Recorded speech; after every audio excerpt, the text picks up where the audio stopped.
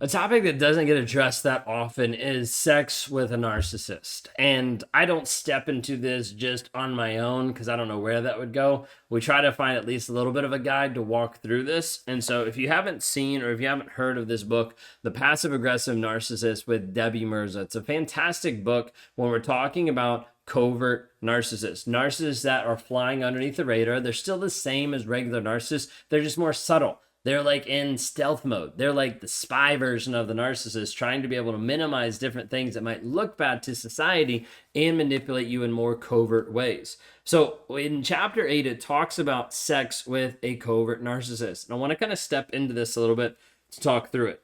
So it reads here, sex might be one of the most common methods of gaslighting a covert narcissist used to control and manipulate. Most people don't notice. It's incredibly insidious. You can't get any more personal and vulnerable than your sex life. Covert narcissists use sex to manipulate through the psychological means, making you feel as if something is wrong with you. When someone manipulates and controls you through sex, they set you up to think something is wrong with you, so you blame yourself. You feel shame, and it affects your confidence, your self-worth. You lose your ability to stand up for yourself because they are attacking the deepest parts of you. It's this piece that starts to attack at you, makes you feel like you're not worth anything, lowers your value, makes you feel not good enough. Whether that's a direct putting you down or whether that's the subtle things that happen inside of being with a covert narcissist, slowly degrading and pulling away from you. Oftentimes pulling away and making you feel like you're sexually unattractive. You're not pretty. You're not beautiful. Making sure some of those words don't come out of their mouth because they know that that's what you actually want. You feel embarrassed. You shut down. It's incredibly personal. You believe whatever is wrong with your sex life is your fault, which is exactly what the narcissist wants you to think. You have to remember, he wants you to think that you're the problem in all areas of your life. But when we bring this into the piece of sex, he wants you to make sure that you think that it's your fault that you're not connecting this way, that you're not having sex, that you're not being intimate. He thinks it's your fault, and he wants you to make sure that you think it's your fault. When you have sex with a covert narcissist, their pleasure is the most important thing. It's all about how they feel. You get the message you don't deserve pleasure, and you're subtly punished for having your own feelings, reactions, confusion about what is happening in the bedroom. Your feelings don't matter to a covert narcissist. It's kind of a trend with narcissists. We're just bringing it into the bedroom with this. Susan didn't have a sex drive for most of her marriage and couldn't figure out why. When she married her covert narcissist, she was young and a virgin. She had nothing for comparison. Feeling embarrassed and ashamed, she wondered what was wrong with her. Her husband seemed fine. He wanted sex, so she concluded she must be the problem. Here is the thing, like when brought into this piece, covert narcissists will slowly make you feel like it's the problem when they're the ones causing it.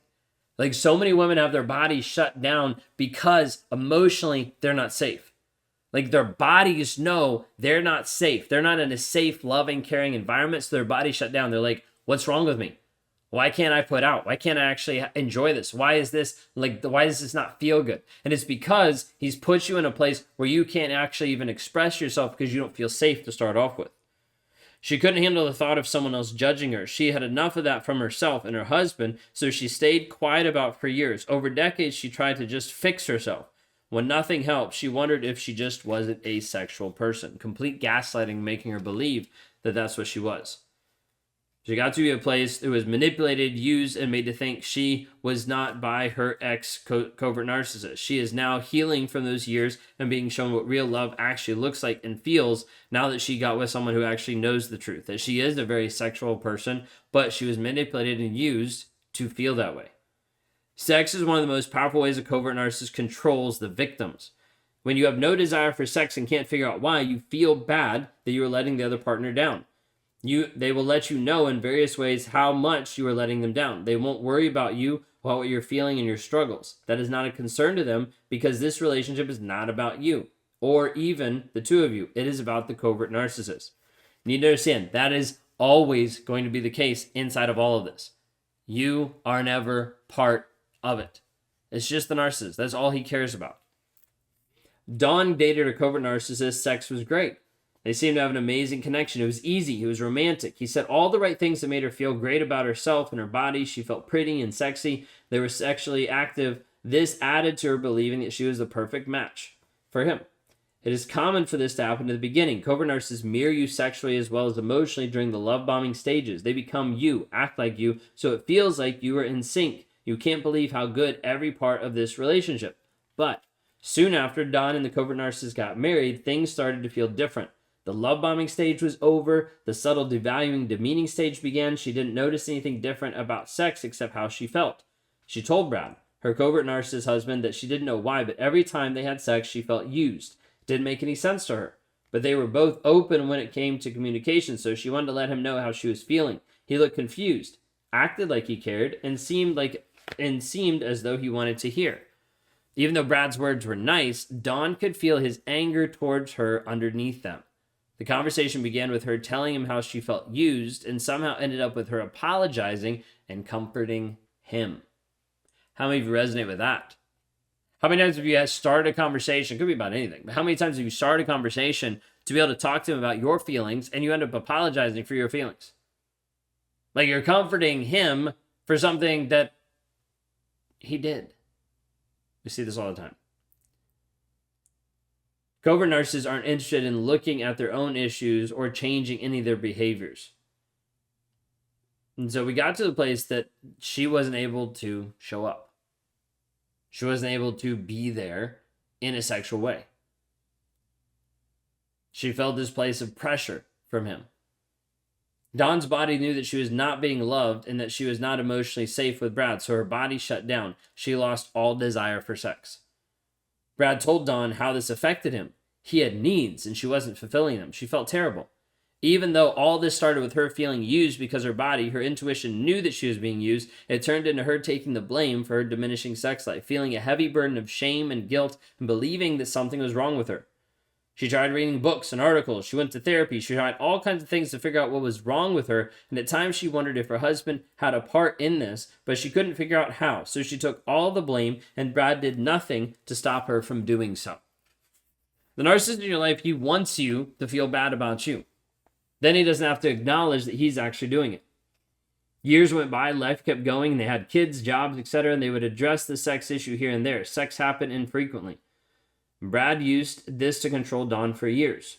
She felt like a terrible wife. Her husband became more and more distant. He punished her passive-aggressively for years and she took it because she had started to believe that she deserved it. When he was distant on dates together, irritable on every vacation, sabotaging every birthday, she felt like she shouldn't expect any better because she wasn't giving him much sex, so he didn't owe her his love and his kindness.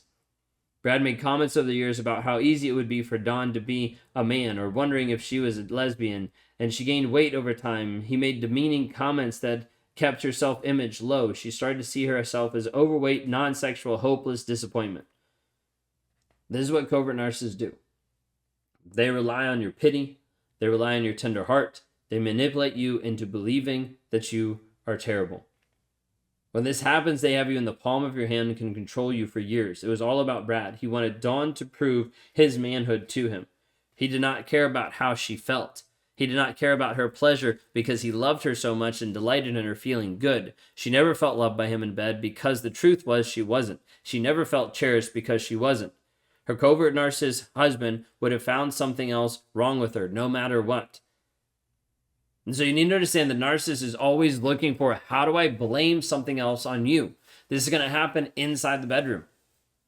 This is going to happen to a place where your body starts to shut down because you know emotionally and mentally your body feels used and abused. It feels not just like dirty, but it feels like, hey, someone is using me to get what they want. It's not actually this connected interchange of emotion and feeling and love and desire. We're not actually connected on an emotional level. It's just him coming in and using me. But the thing is, a narcissist in your life, he will make you feel like it's your fault that you can't perform. He'll make it feel like it's your fault for putting you in an unsafe environment and then being like, why aren't you performing like you're in a safe environment? How many of you resonate with this video? Because I need you to understand it's so easy for you to be stuck in the trap thinking that it's your fault, thinking that you could have done something better, thinking that you're just not a sexual person, when in reality, you're just not a safe person. Because he hasn't created an environment for you to feel emotionally and mentally safe to actually be the person that you know you need to be. Hopefully this helps. If you need help breaking free from a toxic relationship, you feel trapped of how he's beat you up mentally and emotionally, and you're ready to actually step into freedom, go to rawmotivations.com/breakthrough today.